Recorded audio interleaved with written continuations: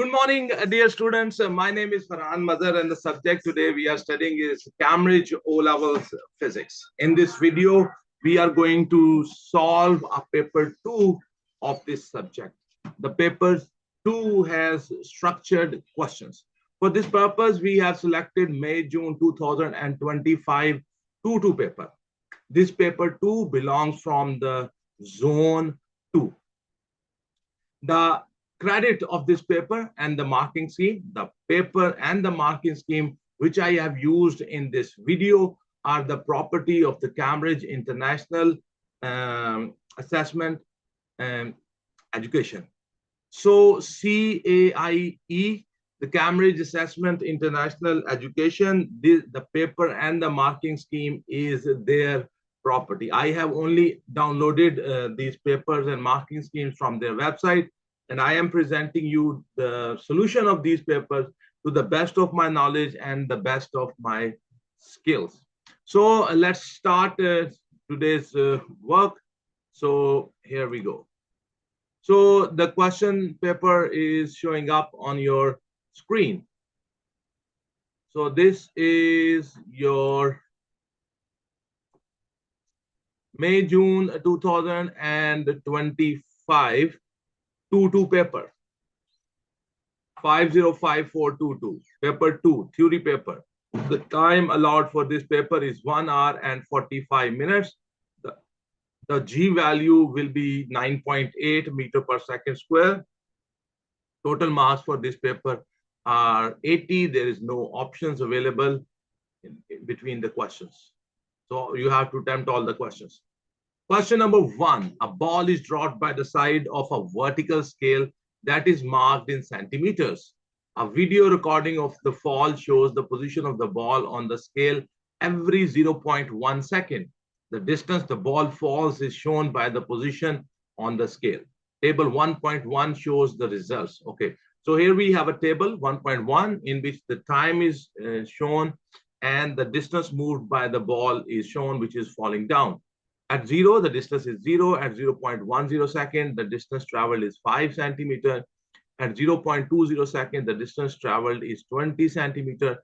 At 0.30 seconds, the distance traveled is 44 centimeter. At 0.40, the distance traveled is 78. And at 0.50, the distance traveled is 123. Here on the figure 1.1, plot the distance time graph. I can show you this graph is shown. They have marked the grid already. On the y-axis, the distance is represented. On the x-axis, the time is represented. So we have to plot, and this is of 2 marks. Okay, so you can see this is x coordinate, this is the y coordinate, this is the x coordinate, y coordinate. You just have to plot these points, and then we have to draw suitable line. Okay, so we have done this. So let me show you.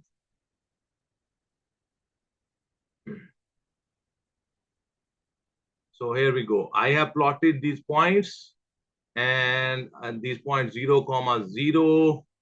And you can see I plotted this point, plotted this point, plotted this point. Then I plotted this point, then I plotted this point, and then I plotted this point. And then we draw them with a smooth curve. This is what you have to do. So the marking scheme is showing up on your screen. You can pause the video if you want more time with this. So this is the shape of that graph. So let me show you. This is the table, and these are the points, and then we have joined them with a smooth curve. Then in the question number 1, A part, its second portion, he says calculate the average speed of the ball between t0 and t equals to 0.40 second. Over this period, we have to find out the average speed. Whenever you want to find out the average speed, the formula is very simple. The distance traveled divided by the time taken. In 0.40 seconds, the distance traveled, we know that the distance traveled is 78, and the time taken is 0.40 second.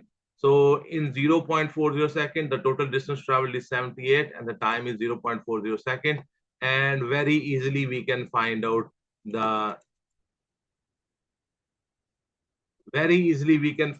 the time taken. So the average speed, sorry, we can calculate the time average speed. So it will be 78 divided by 0.4, and that will be 195. The distance travel has been taken in centimeters, so it will be 195 centimeter per second. 195 centimeter per second. So let's check the answer, sir. 195 centimeter per second is the right answer, sir. This is how you do this second part. Then we have the third part of the question number 1A. Describe how to use the graph figure 1.1 to determine the speed of the ball at the time t equals to 0.40 seconds. You see, this graph is a distance time graph. This graph is a distance time graph. And you know the distance time, if you want to find out the speed at a particular point, so what you do, you draw a tangent at that point. And you take 2 points on that tangent, and then you apply the formula of the gradient y2 minus y1 divided by x2 minus x1. This formula you have studied in your O-levels mathematics, coordinate geometry. The gradient of the distance time graph is equal to the speed at that particular time. So, but we have here, we only have to describe in the words. We do not actually have to draw a graph tangent there. So here we go, and my answer, the answer, you can write always a better answer, sir. Describe how to use the graph. Okay. At t equals to 0.40, draw a tangent on the graph. Take 2 points on the tangent, calculate the gradient of that graph. So if you have more space, then you can write it more. You can elaborate it more. Draw a tangent at t equals to 0.40 seconds. Find the gradient slope of the graph or the gradient of the tangent. So our answer is right. It's a 2 marks question. I hope you understand. Then question number 1 and its B part. He says, as the ball falls, the acceleration of the ball decreases and eventually becomes 0 before it reaches the ground. Explain in terms of the forces acting why the acceleration decreases and why it eventually becomes 0. You see, there are 2 basic forces which are acting on that ball when the ball is falling down. One is the weight of the ball, which is acting downward along the motion. And the other one is the air resistance, which is acting opposite to the motion. It is acting in the upward direction. The the air resistance depends upon the speed of the ball. If the speed of the ball will increase, the air resistance will also increase. If the speed of the ball will decrease, the air resistance will also decrease. As the ball is falling down, its speed is increasing, so the air resistance is also increasing. So due to that, what happens, the resultant force, which is equal to the weight minus the air resistance, because the weight is not changing, but the air resistance is gradually increasing. So what happens, the resultant force gradually decreases. So when the resultant force gradually decreases, the acceleration of the body decreases. Eventually what happens, at some point, the speed of the body is so much that the air resistance it experiencing becomes equal to its weight. And at that point, what happens, the resultant force becomes 0 and the acceleration becomes 0 and the body falls with the constant velocity. That velocity, we call terminal velocity. At that point, the resultant force is 0. It's a 3 marks question, and you can always write a better answer than the answer we wrote. Weight of the ball acts downward, air resistance acts in upward direction. As the ball gains speed, air resistance acting on the ball increases.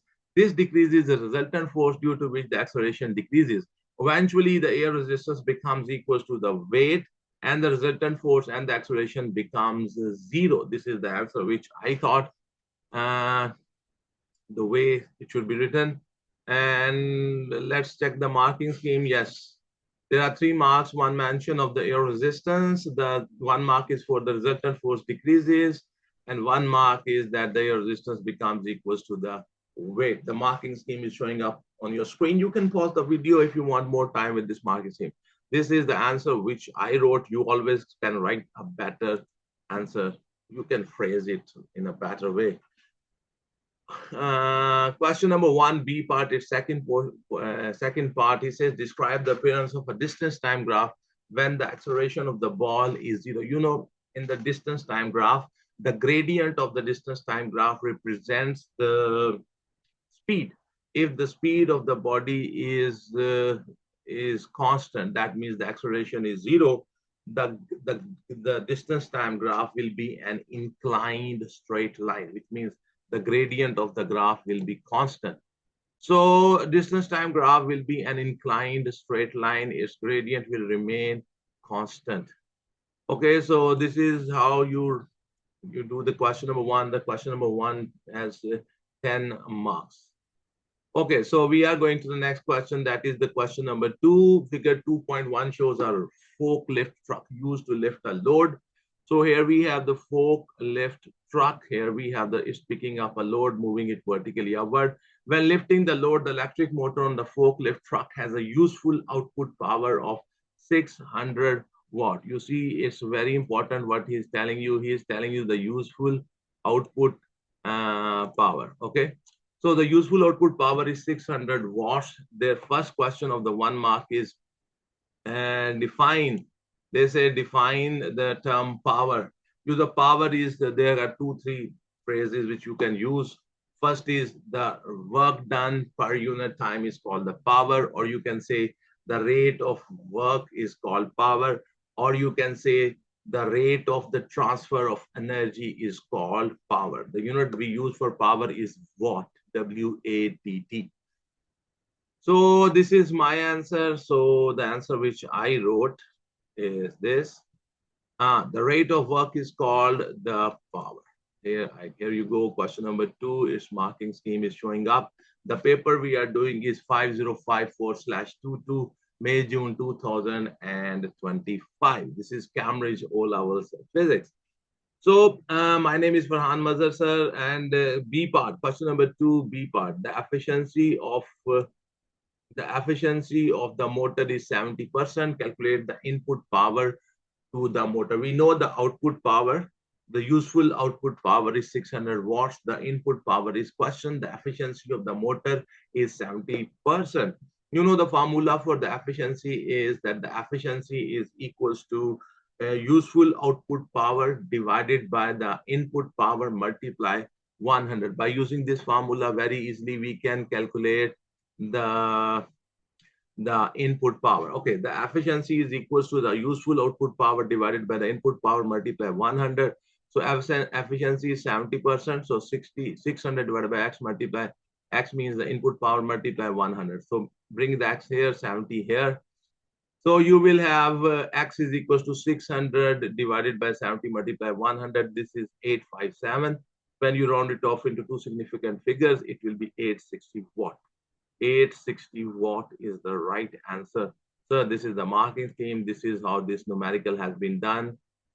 Okay, question number 2 and its C part coming up on your screen. The forklift truck lifts a load with a mass of 50 kg through a vertical distance of 2.3 meters. The first part of is calculate the work done in lifting the load. Okay, you remember that the work done has multiple formulae, and work done is equals to the force multiplied the distance traveled in the direction of the force. Work done is equals to the change in the kinetic energy, and the work done is also equals to the change in the gravitational potential energy. In this case, we are going to use the formula that the work done is equals to the change in the gravitational potential energy. So the work done will be equals to mgh. The work done will be equals to mgh, and work done is 50 into 9.8 into 2.3, and that is 1127 joules, which is in two significant figures, it will be 1100 joules. 1100 joule. 1100 joule is the right answer, sir. This is how you do the C first part. Now we have the question number 2, C second part. It says calculate the time taken to lift the load. We know the output, useful output power. You know the output power is equals to the work done divided by the time. The output, useful output power of that forklift is 600, and work done divided by time. So that will be 600 equals to 1100 divided by time. Time will be 1100 divided by 600. That is 1.833333. So it will take approximately 1.8 seconds in two significant figures. So our answer is right, sir. This is how this is done. I hope you understand this. Then we have the question number 2 and its D part. Describe how energy is transferred to thermal energy as the load is lifted by the forklift truck. You see, the Thermal energy is produced normally whenever we overcome a friction. There are two. When we have electric cables in that forklift, and what will happen when the charges will flow through those electric cables, they will overcome the electric resistance of those cables, and the electric energy will be converted into thermal energy. Another way can be when you are lifting the load upward, what happens? You have to overcome the air resistance. When you overcome the air resistance, your energy will be converted into the thermal energy. Here you have to write only one of them. So in my written answer, I have only written one of them. When charges moves in cables, electric energy is converted into the thermal energy, sir. Question number 2D part, he gave you two options. You have to write one of them. So I hope you understand this. This is what I have written and but I have also explained to you. Question number 3, figure 3.1 shows a flat tire on a car. The tire needs to be inflated. A part is the force exerted by the flat tire on the road is 1350 Newton. The area of the flat tire in contact with the road is 0.0070 meters square. Calculate the pressure exerted. Calculate the pressure exerted by the flat tire on the road. You see the pressure is equal to the force divided by the contact area. The force is given 1350 Newton and the contact area is also given. It's a very simple, straightforward question. So just write the formula, put the values, do the calculation, and you will get the answer, sir. Force divided by area is equal to the pressure, 1350 divided by 0.0070. That will be 19287.143 Pascal. And you, in the standard form, you can write it as 1.9 expo 5 Pascal. So 1.9 expo 5 Pascal is the right answer. So let's check. Question number 3, the marking scheme is showing up in front of you. 1.9 expo 5 Pascal is the right answer. You move the decimal 1, 2, 3, 4, 5 steps to the left. So that's why it's 10 raised to power 5 you wrote. I hope you have learned in your O-levels mathematics syllabus the standard form. Okay, so question number 3A, second part, he says air is pumped into the tire to inflate it. This increases the pressure inside. The force exerted by the tire on the road does not change. State how the area of the tire in contact with the road changes. You see, when the tire is flat and then you put air into it, the tire will become tight and its contact area with the ground will decrease. You must have observed that whenever you have seen a punctured tire of your car, then its contact area with the road increases. But when you put air into the tire, its contact area with the ground decreases. So the contact area will decrease. Okay, area of the tire in contact decreases. So see here, area of the tire in contact with the ground decreases. Yes, I have written this word here, with the ground decreases. This is so here we have, okay, this is what I wrote. Area of contact of the tire with the ground will decrease. Inside the inflated tire, a particle of the air collides. This is the B part, sir. Inside the inflated tire, a particle of the air collides against the wall of the tire. Define momentum. You see, the momentum is the product of the mass and the velocity in a body. The product of the mass and velocity of a body. Some people define it as the amount of the motion in a body. So momentum is the product of the mass and the velocity. Okay, so our answer is right, sir.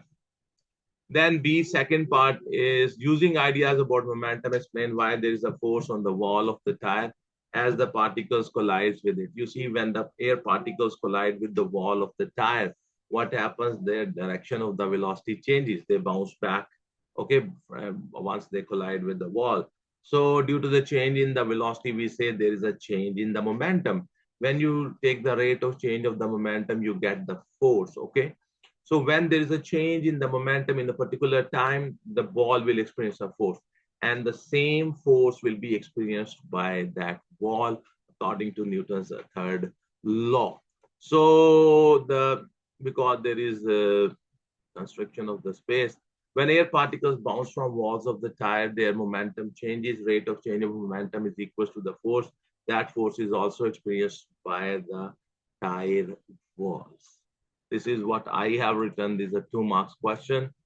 He says on collision change of momentum, direction, velocity, or on collision momentum transfer to the wall, force related to change of momentum divided by time, a force of equal size on entire wall, Newton's third law. Okay. So you can check, you can always write a better answer. It's just a guidance that you should write the answers like this. You can always write a better answer. Okay. So question number 3C part, he says, as the car moves, the temperature of the air inside the tire increases. The increase in temperature causes an increase in the pressure of the air. Using idea about the particles, explain why the pressure increases. You see, when the temperature of the air inside the tire will increase, the air particles, they will start moving faster. They will have higher kinetic energy. Their collision frequency with the walls of the tire will increase. And when they will be hitting the walls of the tire, they will be exerting more force. They will be hitting harder. That is the reason the pressure of the air inside that tire will increase. So let me see what I have written here. Air particles start moving faster. Their kinetic energy increases. Air particles collision frequency with walls of the tire increases, and they hit harder with walls. So this is the reason why the air pressure will give particles have higher speed velocity, 1 mark for this, and the collision, more collisions per second, 1 marks for this. You can pause the video if you want. This is the answer which I wrote. So we are done with the question number 3.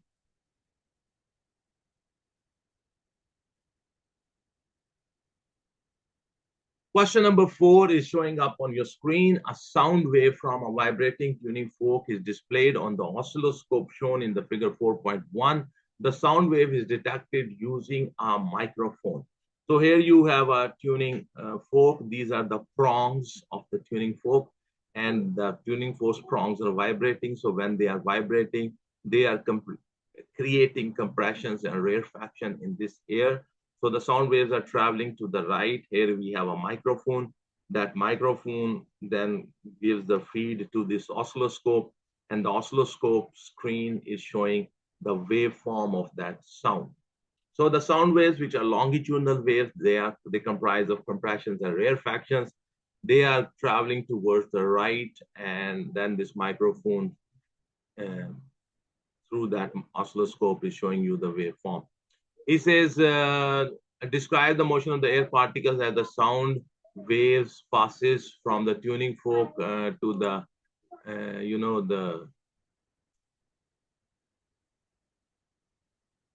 okay. So what will happen? The sound waves, basically, the sound waves are traveling in this direction. The sound waves are traveling to this direction. And if we talk about the air particles will be traveling. For example, this is an air particle, suppose. Okay, so it will be vibrating parallel to the direction of the wave about its mean position. Okay, the air particle will be vibrating parallel to the direction of the sound wave. This is the sound wave's direction. The air particles, which are the particles of the medium through which the air is traveling, they will be vibrating about their mean position parallel to the direction of the wave from left to right. They will be vibrating. So describe the motion of the air particles as the sound waves passes from the tuning fork to the microphone. It's a 2 marks question. Let me show you what I have written. The sound waves are traveling towards right. Air particles vibrate about their equilibrium position parallel to the direction of the sound wave. This is the definition of the longitudinal wave,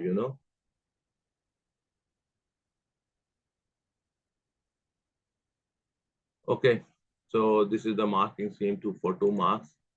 I hope you understand this. Question number 4, and it's the B part. It says figure 4.2 shows the trace seen on the oscilloscope when the tuning fork vibrates. The frequency of the sound is constant. State what is meant by the frequency. The frequency is the number of the waves passing from a point in unit time, or number of waves passing from a point in 1 second. So the number of waves passing through a point in unit time, that's the definition of the Frequency. Okay, then we have the second part is, it says the trace shown in the figure on the figure 4.2 is produced in 0.050 seconds. Calculate the frequency of the sound wave. Okay, so this trace has been produced in 0.05 seconds. So check how many waves are there. One wave, two wave, and half wave. There are 2.5 waves in 0.050 seconds. So I can calculate the time period for one wave in 0.050 seconds. So 2.5 waves are produced. So the time for one wave I can calculate, and then I can calculate the frequency. The time period will be equal to 0.050 seconds divided by 2.5. So the time period of the wave is 0.02 seconds. The frequency is equals to the reciprocal of the time period, but the time period must be in seconds. Okay. So 1 divided by 0.02, and that is 50. So the frequency of this wave is 50 hertz. The frequency of this wave is 50 hertz, 50 hertz, 50 hertz. So you can see that our answer is right, sir. So then we have, he says that question number 4, and it's it is the third part of its B part. A student near the tuning fork observes the trace and listens to the sound. He notices that the amplitude of the trace decreases. State how the sound heard by the student changes. You see, if the amplitude of the sound is decreasing, the amplitude, basically the loudness of the sound depends upon the amplitude.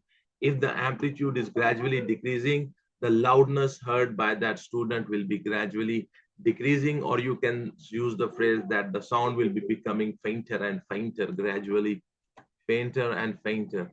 Okay, so here the loudness of the sound gradually decreases. This is my answer. And they use quieter, less volume. Okay, so question number 4B, fourth part. The tuning fork is replaced by a new tuning fork that produces a sound wave of half the frequency. The controls on the oscilloscope are not changed. On the figure 4.3, draw the trace obtained with the new tuning fork. Okay, so because the frequency have become half, so the time duration in which two waves are shown, only, there will be only, so the time duration in which the two waves are shown, only one wave will be shown. That means here the two waves, and when the frequency will become half, only one wave in that duration. Okay. So let's say from here, here your two waves are completed. So in this duration, you have to show uh, only one wave. Okay. So here we have two waves completed. Now the frequency becomes, so during this time, only one wave should be shown. So here you can see, so let me show you.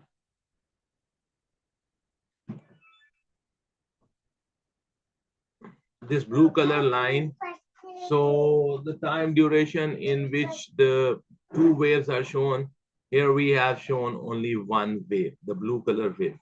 So that means the frequency has become half. That means the frequency has become half. Half frequency shown and at least one complete oscillation seen. So this is how you do the fourth part. Then we have question number 4 and its C part. Figure 4.1. 4.4 shows three adjacent wavefronts of the sound wave. As the wavefronts move towards a gap in a wall created by an open door, another student standing at the P on the other side of the wall hears the sound. So their question is on the figure 4.1. Their question is on the figure 4.1. Draw the three wavefronts after they pass through the gap. You see, try to do this, and then when you pass through that gap, because the gap is less than the wavelength of these wavefronts, so what will happen when they will pass through this gap? The very good, very nice and symmetrical and circular waves will be created. The center of that circle will be at the center of this gap, and the wavelength will not change. Try to do this. Okay, so here I have tried to show it. So after passing through that gap, you see what will happen. The circular wavefronts will be formed. The wavelength, this wavelength and this wavelength should be same. I have not kept it same, but try to keep them same. Okay. So you see, this is important that this gap, the gap between these wavefronts, it should be equal to this when I draw in hurry. So this gap I have kept almost the same, but this gap is not the same. So whatever is the gap between the wavefronts here should be the gap between here. Okay, this is very, very important. Otherwise, you're going to lose 1 mark for this thing. The wavelength will not change. The gap between these wavefronts should remain as the gap here. So this is very important. The diagram I have drawn, I have not kept it's the same. So you are going to lose 1 mark for that. State the name of the process involved as the wavefronts pass through the gap and reach the peak. That process is called diffraction. So that process is called the diffraction of the sound waves. Diffraction of the sound waves. Okay. So this is my answer, sir. This question number 4 is done. There was total 10 marks for this question.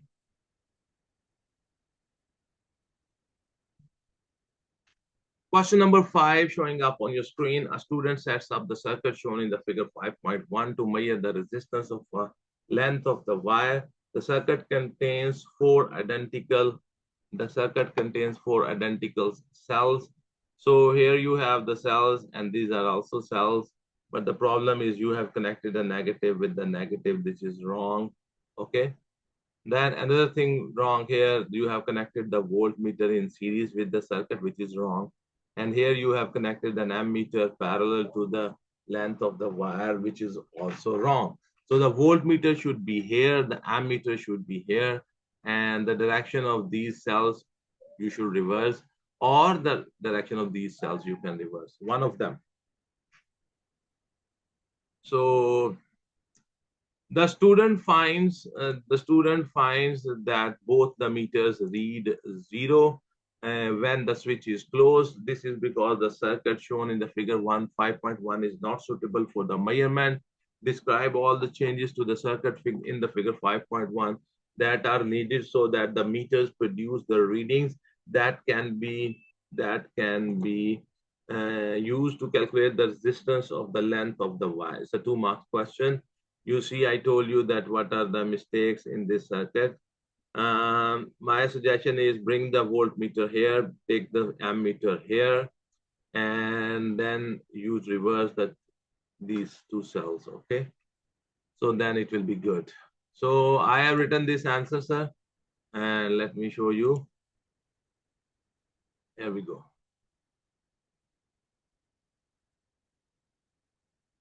So my answer is reverse two cells on the left, swap the location of the voltmeter and the ammeter with each other. So here they have not asked us to draw this diagram, but I have drawn it to explain you. And so what does I mean? So this is the correct way. So we have reversed the batteries here on the left side, and we have brought the ammeter here and the voltmeter here. So this is what we are talking about, okay? Still the whole page is not showing.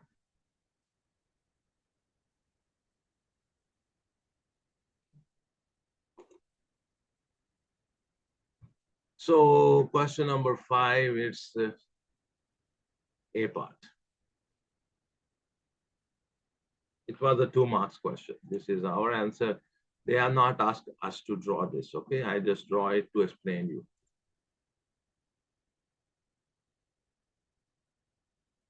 So here we go. Figure, here we have this is the question number 5, is B part. He says the figure 5.2 shows the current voltage graph for a 9 centimeter length of the wire, line P, and for a different length of the same wire with the same cross-sectional area, line Q. So the line P and the line Q, they both have the same cross-sectional area and they are made of the same material. So their resistivity all will be also same, and their lengths are different. Okay, so their current and voltage graph is shown here. You know the gradient of this is equals to I by V, which is the reciprocal of their resistance. The gradient of this graph is reciprocal of their resistance. Okay. So first of all, the first question coming up on your screen is calculate the resistance of the 9 centimeter length of the wire. It's a 2 marks question. So here is that the graph and the current and the voltage graph for the line P. I can take this point 0, 0. I can take this point which is 6, 0.8, and I can find the gradient of this line. The gradient of this current and voltage graph will be equals to the reciprocal of the resistance of the line P, and then we can very easily find out the so here we go. So I have taken 2 points on the line P, which is 0, 0 and 6, 0.8. And then I can use this. And you know the gradient is equals to the y2 minus y1 divided by the x2 minus x1. It will be 0.8 minus 0 divided by 6 minus 0. That is 2 divided by, and which is equals to, I did this on the calculator, so it is 2 divided by 15, then the gradient is equals to 1 by r. So just reciprocate both the sides, so r will be equals to 15 divided by 2, that is equal to 7.5 ohm resistance, 7.5 ohm resistance. So this is how we have calculated it. And in the B part, it explained whether the line Q is obtained with the length of the wire that is longer or shorter than the 9 centimeter. If you look at it has a greater gradient. The line Q has a larger gradient or greater gradient, and you know the gradient of this graph is equals to 1 by r. So if its gradient is greater, its resistance is less. If the cross-sectional area and the length and the cross-sectional area and the material is same, and the Q has a less resistance, so that means Q has a shorter length. So this is a totally a conceptual question. Q has a lower resistance because its cross-section and material is the same, so it has shorter length. And this is a new kind of the question, a new style of question. Okay. Then a very unique question they asked us, calculate the length of the wire used to obtain the line Q. So we can calculate the length, first of all, the resistance of the Q. The way I did it, there might be other ways. I will find the gradient of the line Q, the gradient of the line Q. You see the gradient of 0, 0 and at 4, 0.8. So I'm going to take these 2 points on the line of the current and the voltage graph of the Q. And from there, I'm going to calculate the resistance of the Q. So 1 by R equals to 0.8 minus 0 divided by 4 minus 0. So that R is equals to 4 divided by 0.8, and that is 5 ohm. Remember this formula, the R, if everything is same, you know, their resistance and their material is same, which means their resistivity is same, and their cross-sectional area is same, their lengths are different, okay? That's why they have different resistance. So the resistance of the Q divided by the resistance of the P is equal to the length of the Q divided by the length of the P, because the resistance and the length in this case are directly proportional to each other. So 5 divided by 7.5 equals to x by 9. So x will be equals to 9 into 5 divided by 7.5. So x will be equals to 6 centimeters. So the length of the Q is 6 centimeters. It's a new type of question. 6 centimeter in the marking scheme. It's a 1 mark question. It's a new thing. That's why you should be very, very careful about this part. It's only 1 mark, but it's a star.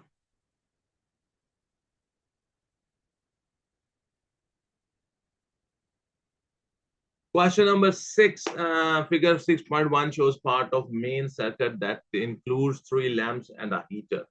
Okay, so this is the lamp P, and this is the lamp Q, and this is a heater. Here we have a fuse connected here. Here we have a fuse for this portion. and the rating of the fuse, which is providing the light to the lamp P, lamp P, lamp Q, that has 5 ampere. Heating circuit is live and neutral, and this is the heater. The main voltage is, their question is the mains voltage is 230 volt and the power of the heater is 2000 watt. There is a 5 ampere fuse in the lighting circuit. The lighting circuit is this portion. Okay. It has a 5 ampere rating fuse. In the lighting circuit, four fuses of different ratings are available for use in the heating circuit as shown in the list. Underline the most suitable fuse value for the heating circuit fuse and explain your choice. Your answer must include a calculation. Okay, so because they are connected parallel to each other and parallel to the power supply, so the 230 volt voltage drop will be here, 230 voltage drop will be here, 230 voltage drop will be here, 230 voltage drop will be here, because they are connected parallel to the battery. So if you know the power of the heater, if you know the voltage drop here, so we can calculate the current. Power is equals to IV, very famous formula. And from there, I can calculate the value of the, the value of the current. So let me show you the question number. We are going on the question number 6. Here I have done this.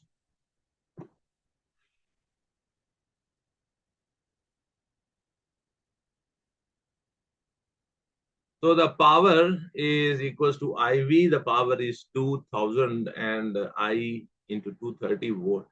So I will be equals to 2000 divided by 230, and that will be equals to 8.7 ampere. So the power will be 8.7 ampere. So 8.7 ampere. Okay. Now their question is, you cannot choose this, you cannot choose this, because the current we just calculated is 8.7 ampere. So the best option will be 13 ampere. So encircle that. Okay, encircle that. Then we have, it says explanation. Give the explanation why you have chosen this one. You see the current taken by the heater is 8.7 ampere in the normal conditions. So you cannot use 5 ampere or 8 ampere fuse, because if you put these fuses, they will blow, they will melt, because the heater takes 8.7 something ampere. So these two cannot be installed. You cannot install this because its rating is way higher than it's like 3 times higher than the amount of current it normally takes. It takes 8.7 ampere. You cannot use 30 ampere, because even if a short circuit will happen, for example, if the current starts going to the circuit to the heater like 15 ampere, this fuse will not blow. So the best option will be 13 ampere. Okay. So 5 ampere and 8 ampere fuse will not blow, will blow if used. 30 ampere fuse will not blow if current exceed 8.7 ampere until it crosses 30 ampere. But this can be damaging for the heater. This can be damaging for the heater, but instead of saying but, this can be very damaging for the heater. For example, if the current going to the heater becomes 10 ampere, what will happen? If you have installed a 30 ampere fuse, the fuse will not blow. Okay, use some better words to explain your choices. So this is the answer, sir. A fuse rating needs to be lowest value above slightly larger than the normal current. Okay, a fuse blows under normal operation. A fuse may not blow heater or circuit damage if fault or current larger than the 8.7 ampere. So this is what I have written. You can always write a better answer. Describe what happens to a fuse when the current is too large. You see, when the current becomes larger than the rating of the fuse has a wire inside it, a thin wire. What happens whenever the current exceeds its rating? That wire melts, the fuse blows and cut off the supply of the live current to your device. The fuse will blow The fuse melts, blows, cut off the current or circuit. Okay, so you can write always a better answer. This is just how we think that the answers should be written. So we are done with the question number 5. It's question number 6. It's the B part. Now we are on the question number 6, and it's the C part. He says the table 6.1 shows the current in the lamp of the type P and the type Q when connected to the main supply. Calculate the current in the lighting circuit fuse when all three lamps are switched on. So the lamp P is taking 0.26 ampere, and the lamp Q is taking 0.43 ampere. So what you will do, you will add them up. If you look at that diagram, so if this is the amount of the current, if you know the current here, if you know the current here, simply add these three currents, and that will be the current passing through this fuse. So what you have to do is simply add them up. So the current in the P plus current in the P plus the current in the Q, 0.26 plus 0.26 plus 0.43, and that will be 0.95 ampere. So this much current is flowing, and then we have, let's check from the marking scheme. Here you see the marking scheme.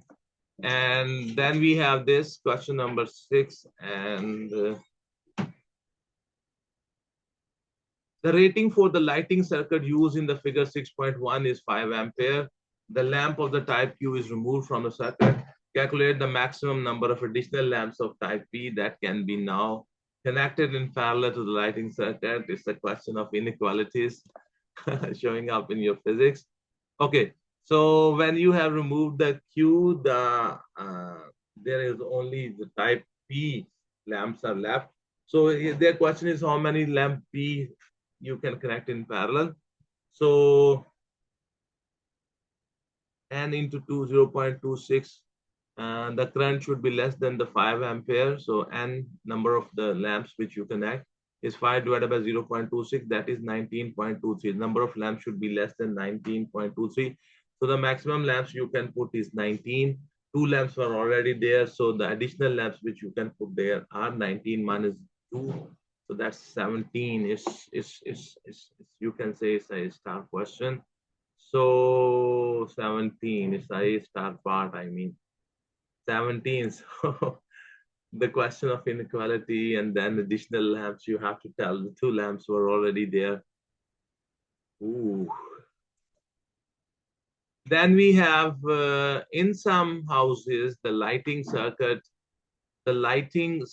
is protected by a trip switch, which we call circuit breaker instead of a fuse. State 2 advantages of using a trip switch rather than a fuse. You see the breaker, the circuit breaker. The good thing about the circuit breaker, when it works, it protects your home. It only trips. And by just pushing a button, you can reset it. You don't have to buy a new circuit breaker. But in the case of the fuse, whenever it works, it protects your home or your appliance.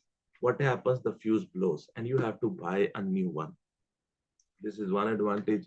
The other advantage is, the fuse only depends upon a certain rating. If the current will exceed that rating, then the fuse will blow. But in the case of the circuit, the RCD breakers we have, they keep an eye on the current in the live and the current in the neutral.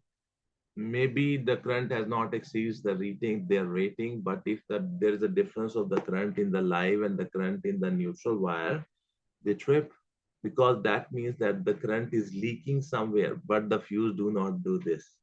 Okay, the fuse only blows when the current has exceeded its rating. So these are some advantages of the circuit breaker. That's why nowadays we have circuit breakers in our homes. When circuit breaker trips, it can be reset by just pushing a button.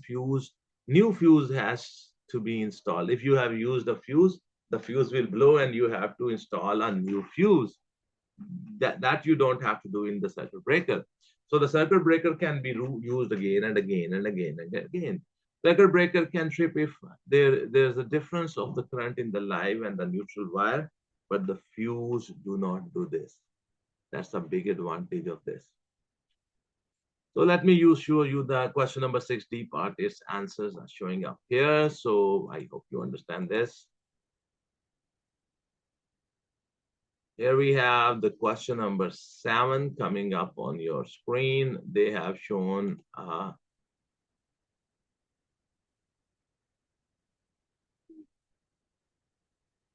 just wanted to hold it.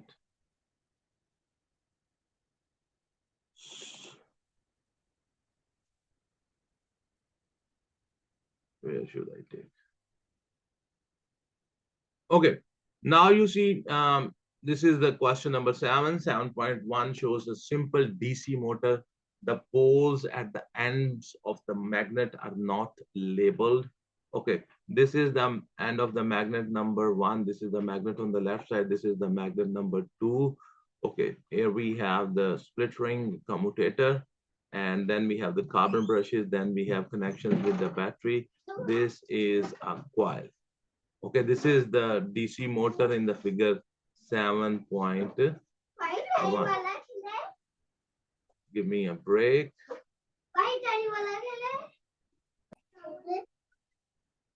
So this is the question number 7, the diagram 7.1. So this is the magnet number 1, this is the magnet number 2, DC motor. State the purpose of the split ring commutator and the brushes. Okay.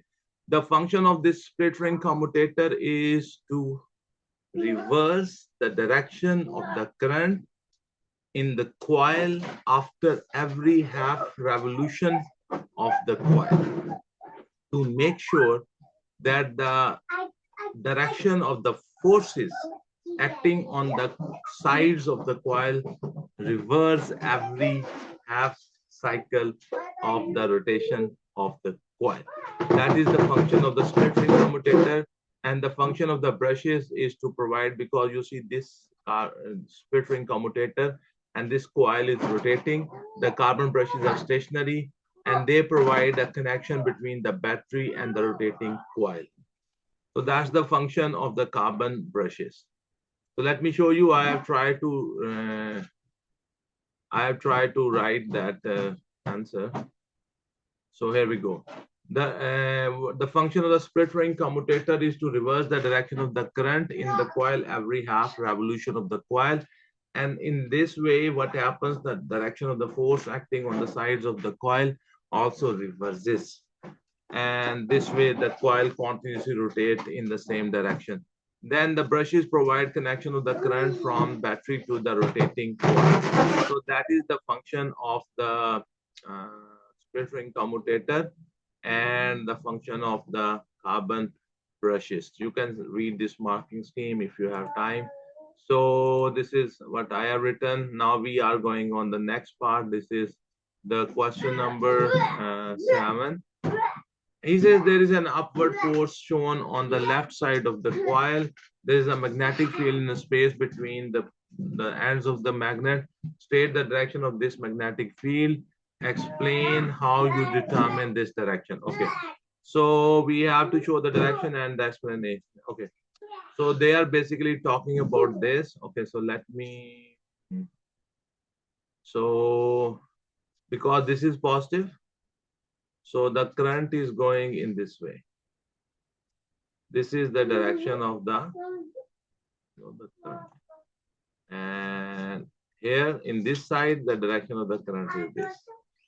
The current is going this way. Okay, you can apply your left hand. This is, you see, this is my left hand.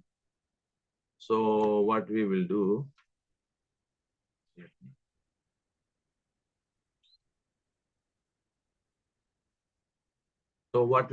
this is my left hand, okay?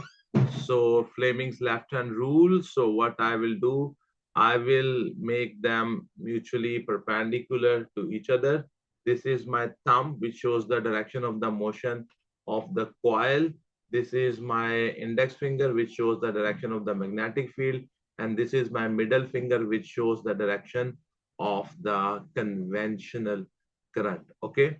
So if you talk about the left side of the coil, the current is coming towards me, and the force, let me see what is the direction of the force. The direction of that force is upward.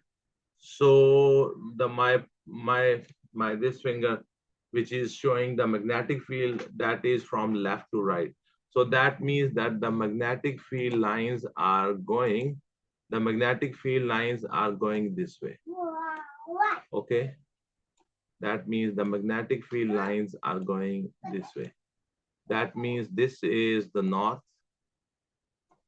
and this is the south. Okay. So I have applied the Fleming's left hand rule, and according to the Fleming, this finger, the middle finger, is along the direction of that conventional current. This finger is, we just found, this is the direction of the magnetic field. This is the direction of the motion of that coil. So according to this, from left to right, the magnetic lines are going. So their question was, okay, their question was direction and then the explanation. Okay. So let me show you what I have done. So the direction of the magnetic field will be from the magnet number 1 to the magnet number 2, from left to right. By using the Fleming's left hand rule, thumb of left hand points towards the motion of the coil, index finger points along the magnetic field, middle finger points direction of the conventional current. Here we already know two things: the direction of the conventional current on the side of the coil, and we know the direction of the motion. So from there, wherever my index finger will point, that is the direction of the magnetic field. It's a 3 marks question, sir. So where's that?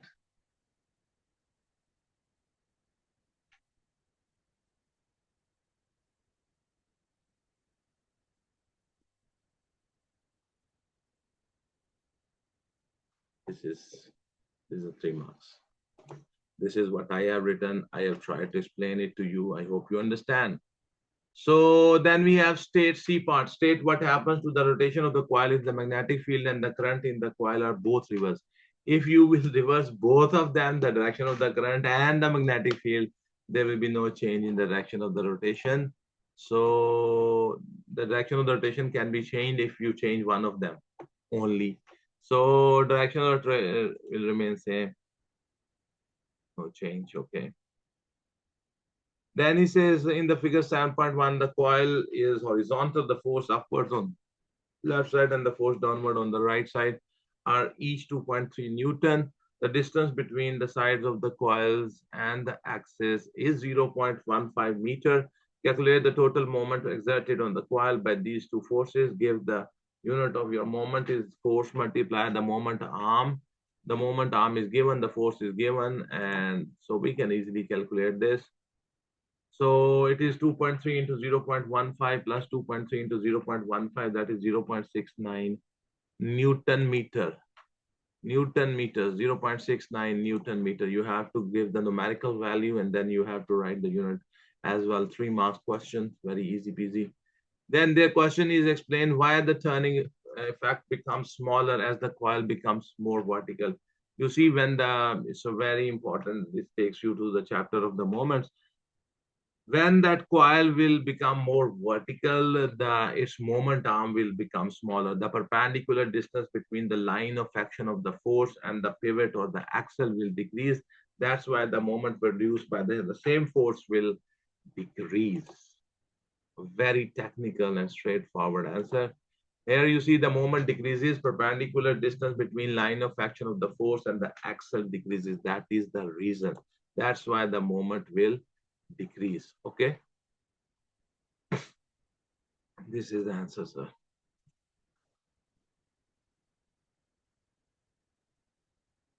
Then we have this question number 8 on your screen, and it says, figure 8.1 is a diagram of a nuclear reactor. Okay. So these are the controlled rods. These are the fuel rods made of uranium normally. Here the coolant is coming in and here the hot coolant is going out. This is the container vessel. Here we have the concrete shielding around the core of the reactor. And here we have the moderator. Okay. So their question is nuclear fission occurs within the fuel rods, which becomes hotter. As a result, the thermal energy is transferred to the coolant circulating around the rods. In the figure 8.1 state the purpose of the each part of the reactor container vessel to withstand high pressure and temperature and make sure no coolant escapes. Okay. Then their question is that what is the purpose of we have to write the purpose of the concrete shielding. The concrete shielding is actually the people who are working in the nuclear reactor. And so it provides, it absorbs all the radiations which are coming from the core of that nuclear reactor, and it saves those workers who are working in the nuclear reactor from those radiations. The control rods are able to absorb the neutrons, and with the help of the control rod, you can actually control that how much uranium should be exposed to the neutrons. It's kind of control. You can slow down the process, you can make the fuse, you can increase the process, make it faster. I mean, you can expose more and more uranium rod to the neutrons. So it controls the number, the fission, and moderator's basic function is to slow down the neutron. And you know that when the neutron is moving very fast, its probability of doing the fission of the uranium decreases. But if you slow it down, then its probability of doing the fission of uranium atom increases. So the moderator basically slows down neutrons to increase the probability of the fission. So let me show you. I have written the answer here. This is so you can read it from your textbook also. It's a very, very easy question. Concrete shielding protects workers by absorbing radiation present inside the nuclear reactor, in the core of the nuclear reactor, basically. The control rods controls number of neutrons interacting with the fuel rods by absorbing neutrons. So it controls the number of neutrons which are interacting with the fuel rod.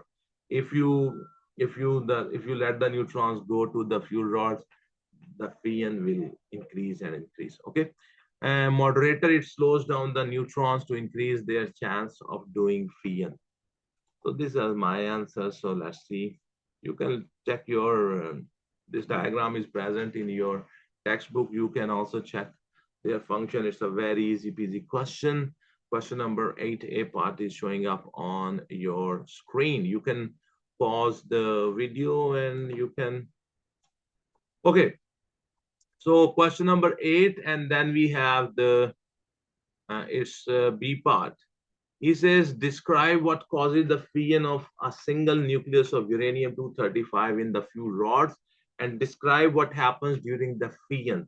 So you see, we take a neutron and that neutron is bombarded on the uranium atom. When that neutron hits the atom of the uranium, the nucleus of the uranium-235, what happens? That nucleus breaks, its fission takes place, and two daughter nucleus are formed, barium and krypton, and with that, 3 neutrons are formed. So you see, and this is the fission process, a lot of energy is produced. Those 3 neutrons which are produced, they can do the fission of 3 new uranium-235 atoms, nucleus, and from those 3, and then 9 neutrons will be produced. And this process goes on. It's a chain reaction. If you do not control it, it will be a chain reaction. Okay, so what happens? Here we have 1 neutron collides with the uranium-235 atom. Uranium-235 undergoes, its nucleus undergoes fission. 2 daughter nuclei, barium and krypton, are produced. During this, 3 neutrons are also produced. These 3 neutrons then can do fission of 3 more uranium-235 atoms. And from there, 9 neutrons will be produced. And those 9 neutrons, so 9 neutrons will do the fission of 9 further 235, uranium-235. And then 27 neutrons will be produced, and they will do the fission of 27 uranium-235 atoms, and this is a chain reaction, and it goes on and on. So this is the answer written by me. Question number, okay, so you can see this, okay. And so this is my answer. Question number 8 and its C part. The specific heat capacity of the coolant is an important quantity in the design of the reactor. State what is meant by the specific heat capacity. The specific heat capacity is the amount of heat required to raise the temperature of the unit mass of a body through 1 degree centigrade. That's a very famous definition from the chapter of thermodynamics. Thermal physics, sorry, I said thermodynamics. And amount of the energy needed to raise the temperature of a body of unit mass through 1 degree centigrade. Remember this definition. It's a 2 marks definition, important. And okay, so our answer is right, sir. Then question number 8, C, second part. Suggest and explain whether the coolant should have a larger or small specific heat capacity. If the coolant will have small heat capacity, what will happen is temperature will rise very quickly, and it will reach its boiling point, and it will start converting from the liquid into the gas. Then it will be a big problem. So the coolant should have a high, very high, the specific heat capacity. So its temperature should not increase quickly, and it should not reach its boiling point, and then it will be. So it should not start boiling at means easily. Okay.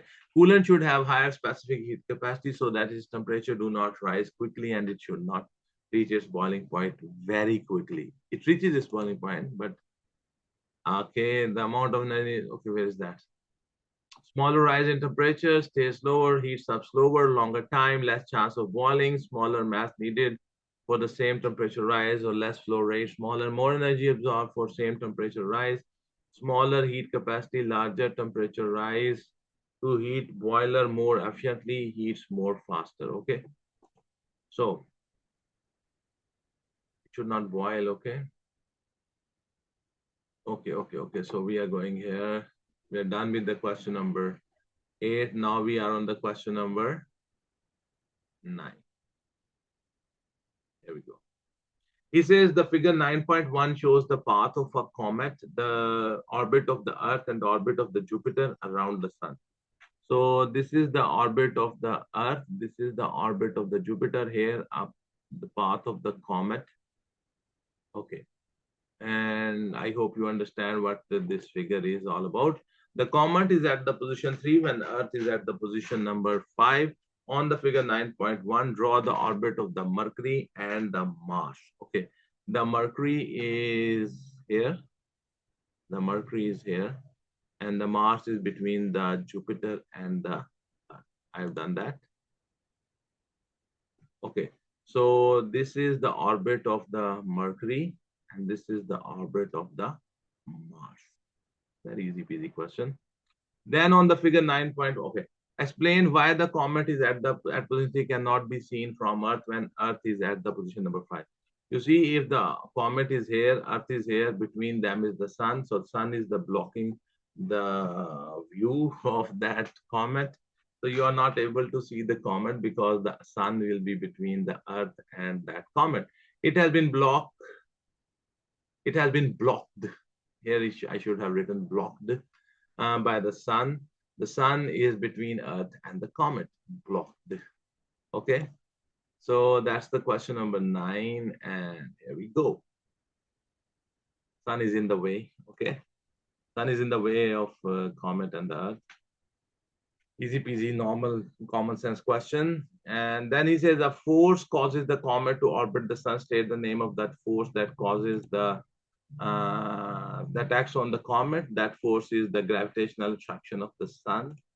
That force is the gravitational attraction of the sun.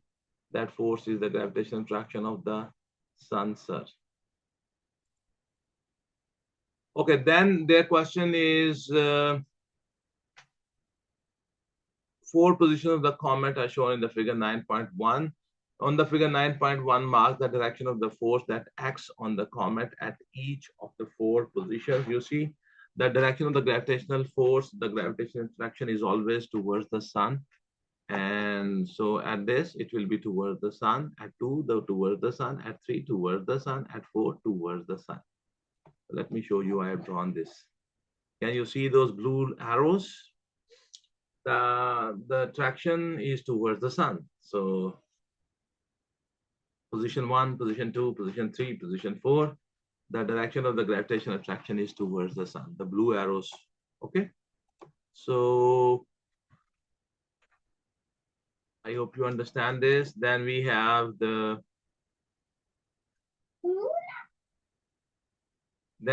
question number 9. Its C part is third part.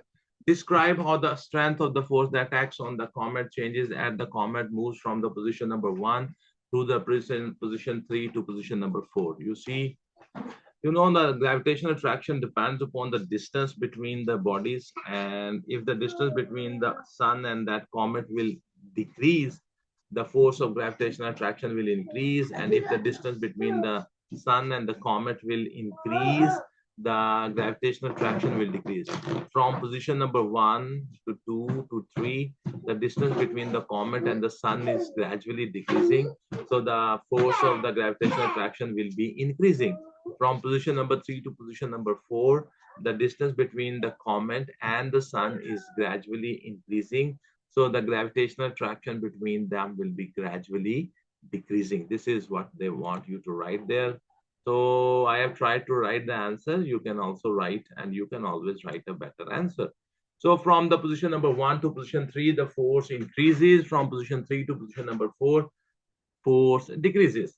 The reason is the gravitational attraction is inversely proportional to the distance between sun and the comet. From position number 1 to position number 3, the distance between the sun and the comet was decreasing. That's why the force of gravitation will increase. And from position 3 to position number 4, the distance between the sun and the comet was increasing. Then so the gravitational attraction will decrease from position 3 to position number 4.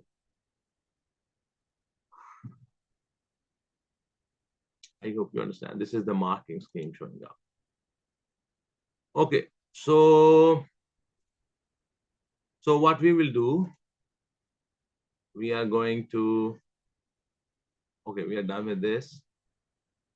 We are done with this part. Okay, the D part here we have, he says, table 9.1 gives the orbital radius and the orbital speed of Earth and the Jupiter as each moves around the sun. Here we have Earth, its orbital radius is 1.5 x per 8 kilometer. Its orbital speed is 30 kilometer per second. And the Jupiter, its orbital radius is 7.8 x per 8 kilometer.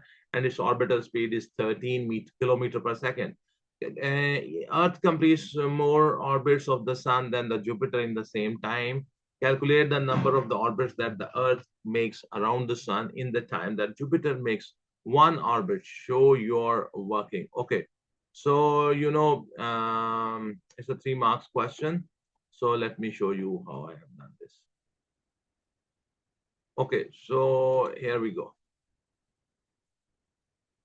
So first of all, I worked on the Earth. The orbital speed is equal to 2 pi r divided by the time. The orbital speed is 30 kilometer per second. 2 pi r, its orbital radius is 1.5 x per 8 kilometer. Time is the question. Time to complete one orbit. Okay. So that will be 2 pi multiply 1.5 x per 8 divided by the 30. The answer is 3141596.54 seconds. Then for Jupiter, the orbital speed is equal to the 2 pi r divided by the time.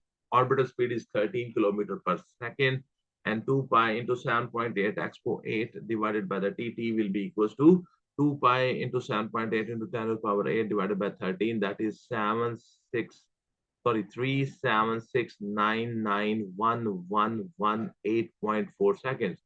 So divide the time taken by the Jupiter because it takes a long time as compared to divide it with the time period of the Earth. You get 12. So the time duration in which the Jupiter will come, which the Jupiter will complete one revolution around the sun.